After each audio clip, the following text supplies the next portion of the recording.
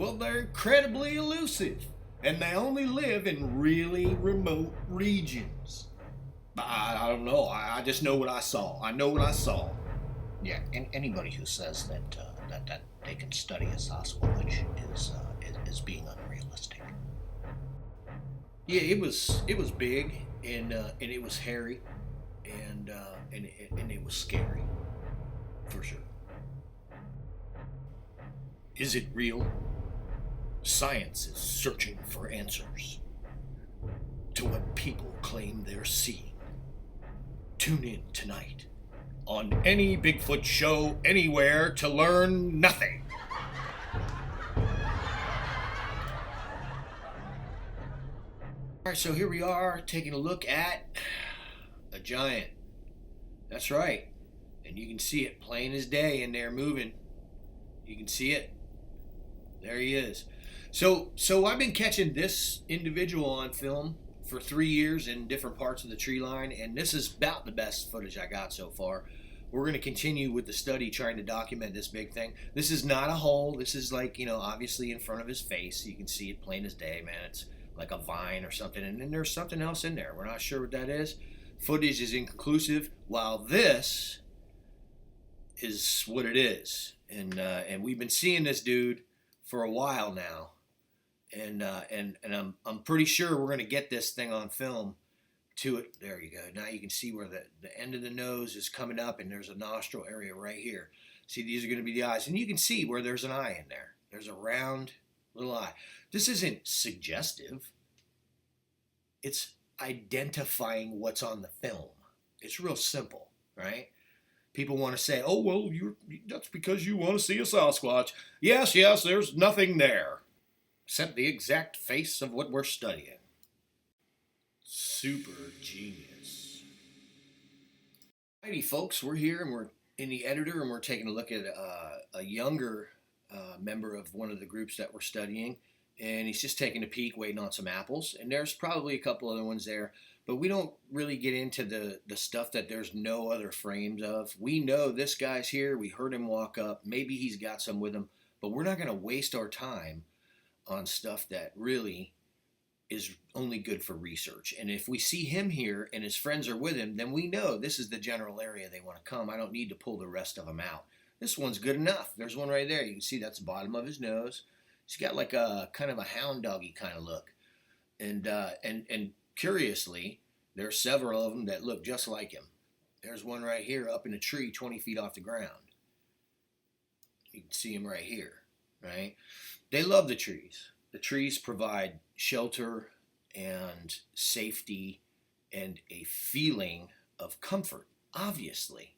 Otherwise, they wouldn't be in the damn trees every time we see him, right? This is the footage from the guy that's up in the tree here with his hand across. It's the same clip, man. There's another Bigfoot right next to him right there. In fact, there's a couple. And there's some stuff in here that I've been looking at for a while that this footage actually confirms. So this one here, you can see right there, zooming in, that's a Sasquatch. He climbed a tree, and he's watching my wife and I waiting for another apple. We're looking at some images first, and we're going to pull this over so you guys can see everything. And what do we got? Well, we're looking at some Sasquatch, man. I mean, that's the bottom line. We got little ones, and we got big ones.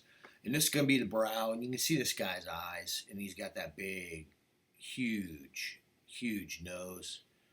And this is actually going to end up being the Bigfoot from my sketch. This guy right here. This is him. And this was shot on an iPad, while my footage with the zoom lens and the HD camera has been having battery trouble. And when I film this creature in particular, it corrupts the files, the video files on the memory card. So we're trying to troubleshoot that and protect our video files. But you can see this thing's jaws. This thing's enormous, man. I don't know if you understand what's going on here, but this thing is, okay. Here's the 6 feet line right here. This is about 6 feet. This thing is like 10 feet tall, man. Like, you know, it's looking pretty similar to that guy too. You know what I mean? And it should. They're in the same exact tree line within 100 feet of each other on different days and different years. Now, this particular individual I shot in Maine. This individual, I believe, is the individual that Scott Hunley sighted, and there could be one sitting next to him looking this way with him. Why would they be looking that way? Well, Scott's trying to come in the bushes on them from right where they're looking. Me, I'm filming, as you can see, from another angle. What happened was the thing walked out of the tree line, and this individual, although appears green, these individuals appear green, they're actually white. The individual that left the tree line that Scott Hunley saw was snow white, head to toe. But when you take the achromatic skin color, the white skin color, and you present diffused forest canopy light on top of it, it acts like a blank canvas, and it receives the diffused light and retransmits the green. So he's not green. And you can see here's this big giant oculuses right here, and then you got the nose area right here. And then you can see the outline of this whole thing. So like here's the outline of the orbits, and the head runs up like this. They're sitting in the bushes hiding from Scott while he looks for them. And trust me, we can both smell them. Yeah. Now this particular shot, this was Melanie was gone, and she was at a convention in the Pacific Northwest for her job, and I went and did some investigating on my own, and I was actually going to try to interview somebody at the FWC office, but they wouldn't talk to me. So instead, I went 100 yards from their office and found a hominoid track in the middle of the swamp. And by the way, in the video, this thing, the grass is still coming up out of it from where he just stepped. He knocked at me for about 45 minutes from a tree line about 200 yards away. And when I would shoot, he would stop knocking. And I'd put the camera down and act like I wasn't paying attention, and he'd start knocking. As soon as I'd look, he'd stop. I'd look away, he'd start knocking. I played games with this creature for about 45 minutes. Oh, and the FWC definitely knows that something that big is within 200 or 300 yards of their main office. Give me a break. Here's a Pittman Robertson Federal Aid Management sign, and there's a giant next to it in the bushes. You can see this thing is in there. We've been filming stuff like this for 7 years. That is where they live. Make no mistake. That sign says no hunting, no firearms of any kind, dwelling area. But I need to wake up, not the public. Yeah, okay, man. This is the track that was pulled the day after this sighting, Scott Hunley's sighting. I found this track right across the street from where he sighted the Sasquatch, and it went back in the tree line. It's approximately 17 inches long. It's approximately 7 3/4 to 8 inches at the front. It appeared to be a thinner track than I was expecting. But then again, Scotty saw what he saw, and it wasn't a giant monster. It appeared to be a pretty skinny individual, though snow white from head to toe. So that's what a 17-incher from Maine looks like. And this is what a 18-incher looks like from Florida. Here you can see the toes up in here. And this track was taken out of a cow pasture. And the cow pasture is a hell of a spot. We pulled hair samples and a multitude of footage out of that area. This is one of the first sightings that I had through the lens. I managed to get one single frame. I was shaking so bad. He peeks out, and you can see there appears to be a green man peeking out from inside this creek bed. At that point, my hands were shaking so bad I almost threw up, and I retreated and threw apples. We didn't actually see that individual again that day. This piece of footage was taken from Central Florida on expedition with our members from cryptoreality.us. From time to time, we do a membership campout. And in this footage, literally, while this is in this particular frame, 40 yards, it's 40 yards from us, and I'm zoomed in a little bit, but one of our team members, we're all pulling hair samples off the bushes, first of all, right here where we're filming this little individual. One of our team members heard some movement and pointed. Well, I turned and shot the camera, and this is what we caught. It's not a squirrel. Okay, so we're looking at these trees a lot lately, and there's a good reason. As you can plainly see, there's a dude up there moving his mouth, and he's up in a tree there. You get the dark parts of where the hair starts, and then the dark raccoon stripe eye thing, and then underneath the eyes, and you got the nose here, and then the mouth. This would be the upper lip region. So this whole face is right here. They're up in the trees, and we get some really good frames. You can see this guy plainly, man, and he resembles this guy right here. Right? This is a smaller version of him. And there he is, up in the tree there. And so this clip, you can see his mouth moving there. He's got a little bit of angle on the mouth there in between clips. You can literally see these guys from where we shoot. If you know what to look for, you can see them up in the tree. So you just point and shoot. Problem is, what we've discovered so far is if you have a non-threatening camera, like an iPad or something small, it doesn't seem to mess with the battery.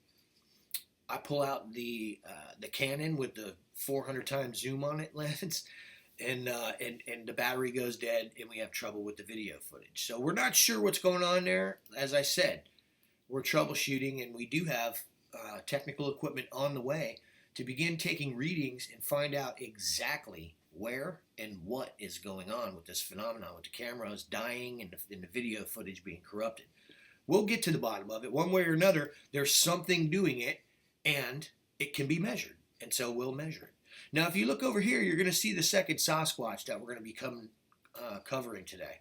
You can see this is the eyes and the nose and then the upper lip, and it really does resemble this Sasquatch. These two look like they're from the same family, man. In fact, maybe they're brother and sister or husband and wife. I don't know. But this one is a kind of different a little bit. And so in looking at these guys, we see variation just in the footage that we're reviewing right here. Hang on a second. Let me pull this out and do a little bit of a zoom on this so we can take a look at both of these individuals real quick. We're going to let that render, and in the meantime, we'll take a look at this guy. Again, the eyes, the nose, and the nostrils are outside of that. That's the part that confuses people. This joker has very wide nostrils, and they're not showing right here except for the tops of them. You get that little glow. What does it look like? It looks like 3 round circles. That's an identifier in your footage that you're dealing with a Sasquatch in those bushes, but you got to get more clear frames, right? And that's the goal of all this research, right? To continue getting clearer and clearer frames. We get complaints all the time from little boys about clarity in footage. And trust me when I tell you, this is a man's game and you have no business being here. This is a study. And if you go from day one, we're almost there. It won't be long before HD crystal clear footage shuts you right up. And then what? You gonna go pick on dogman eyewitnesses? Dogman researchers? Get a life. In the end, we're dealing with what we're dealing with, and the general public has a very strong resistance to it, and it's our job as researchers to train these morons, and that's what they are if they're coming after you. Morons, right? Only a moron argues about what he's wrong about, and I think we can all agree on that. You look at things, and I think we're moving in the right direction, is my point, right? We're catching these creatures on film exponentially because we understand how they live. We understand their evolutionary adaptations, or if you like, the manipulations from the genetic manipulation 250,000 years ago or 10,000 years ago or 15,000 years ago, depending on which opinion you listen to, right? Because everybody's got all these opinions. The one thing is that you don't lose sight of reality, and that is Sasquatch is real. All right, so we're here in the editor, and we are looking at something that I've captured on film in this place on several occasions. This is a much better look at some of the other footage that we've gotten of this particular gigantic individual, but he's there, and looking at it, you can tell, he's got little micro movements and stuff going on in there, and with the face, with the mouth, you can see this thing's eye, under the eye. Like there's a lot of stuff going on here.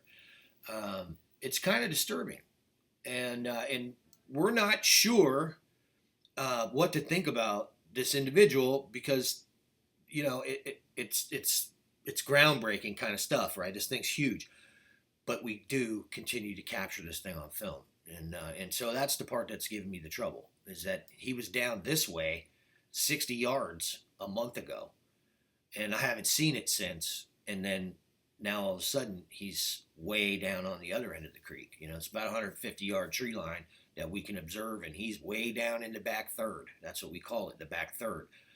And before he was way up in the front, and I mean it was scary where he was at because it was closer to our position where we were monitoring. So finding out and documenting more of this particular individual and individuals like him is my primary goal, because I believe that this individual and others like him is what the phenomenon surrounds.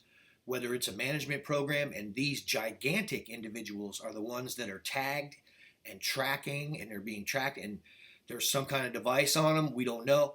Or if these creatures literally just have the ability to disrupt camera feed because they're so huge and so powerful, and their electrical signals are so strong that they can literally jam a camera and stop you from filming them. That to me sounds ridiculous. I think we're looking at technology. Pretty sure that's technology in every other instance on planet Earth, or just about. So we're going to roll with that and continue trying to document this individual further. Now, moving on, we're looking at several of these guys up in these trees, and you can see this dude right here. You got the little mouth slit, and then the nostrils flared, and we can only see a part of his face. But in looking at what he's doing up there, this is the morning. So what I'm going to go with, we just got there, and there's several others in this tree. I think they were there from the night before. I think that's what we're seeing, is that these guys are up in the trees resting. There's a nice cool breeze. They're up off the ground, safe from men, relatively camouflaged, obviously.